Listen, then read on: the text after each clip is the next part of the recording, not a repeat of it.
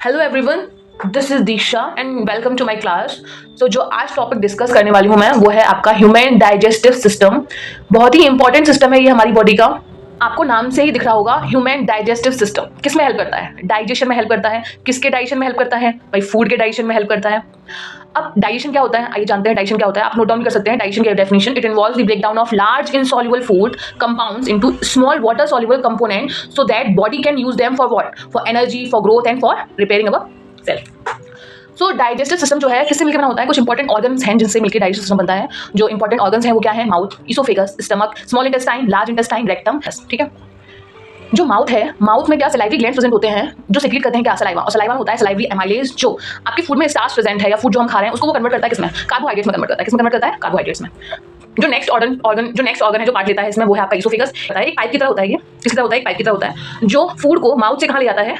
Food को mouth से stomach तक लेके आता है। ठीक है, तो ये कैसे लेके आता है? ये लेके आता है आपका पेरिस्टैटिक मूवमेंट से। बहुत इंपॉर्टेंट टर्म है पेरिस्टैटिक मूवमेंट। कोई पाइप है जिसमें पेरिस्टैटिक मूवमेंट हो रहा है तो कहीं क्या होगा? पहले कंट्रैक्शन होगा तो चीज दब के नीचे आएगी, फिर एक्सपेंशन होगा, फिर कंट्रैक्शन होगा, फिर एक्सपेंशन होगा। तो जो चीज माउथ में प्रेजेंट है जो आपकी इसोफेगस में आ गई अब वो नीचे उतर के आ रही है। वो कैसे आ रही है? वो आपकी आ रही है इसोफेगस से। फिर हम बात करते हैं जो थर्ड ऑर्गन है, इंपॉर्टेंट ऑर्गन है वो आपका स्टमक। स्टमक तो आपको बताइए कि बहुत इंपॉर्टेंट ऑर्गन है डाइजेस्ट सिस्टम का, जिसमें आपके जूसेस प्रेजेंट होते हैं और जो जूसेस आपके प्रेजेंट होते हैं स्टमक में उनको हम बोलते हैं गैस्ट्रिक जूसेस। कौन कौन से? Pepsin, hydrochloric acid, mucus. जो पेप्सिन होता है वो क्या करता है? प्रोटीन को ब्रेक करने में हेल्प करता है। जो HCl है वो क्या करता है? उस मीडियम को एसिडिक बनाता है। और म्यूकस ऑब्वियस ही बात है जो लाइनिंग होती है स्टमक की उसको क्या करता है? प्रोटेक्ट करता है।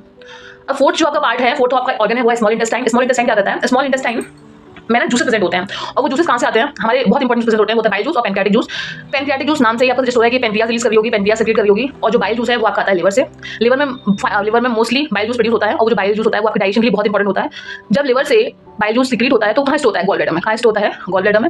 स्टोरिंग का काम करता है गॉल ब्लैडर। ओके, पहले लिवर सीक्रेट करेगा बाइल जूस को, वो कहाँ स्टोर होगा? गॉल ब्लैडर में। फिर गॉल ब्लैडर और डायरेक्टली लिवर से कहाँ जाएगा? आपका स्मॉल इंटेस्टाइन में। अब देखिए जो आपके इंटेस्टाइनल एंजाइम्स होते हैं वो क्या करते हैं? कार्बोहाइड्रेट्स को ग्लूकोज में कन्वर्ट कर देंगे, फैट्स को फैटी एसिड में कन्वर्ट कर देंगे, प्रोटीन को अमाइनो एसिड में कन्वर्ट कर देंगे। इसका मतलब कॉम्प्लेक्स जो फूड है वो किसमें आ गया? सिंपलर फॉर्म में कन्वर्ट होता जा रहा है। पेनक्रियाटिक जूस क्या करते हैं? या क्या होता है? ट्रिप्सिन और लाइपेज। ट्रिप्सिन क्या करेगा? प्रोटीन को पेप्टोन में कन्वर्ट कर देगा और ये जो इमल्सिफाइड फैट्स होते हैं वो लाइपेज में कन्वर्ट कर देता है फैटी एसिड और ग्लिसरॉल में। लार्ज फैट ग्लोब्यूल्स होते हैं वो बाइल जूस से इमल्सिफाई होकर के स्मॉल फैट ग्लोब्यूल्स में कन्वर्ट हो जाते हैं।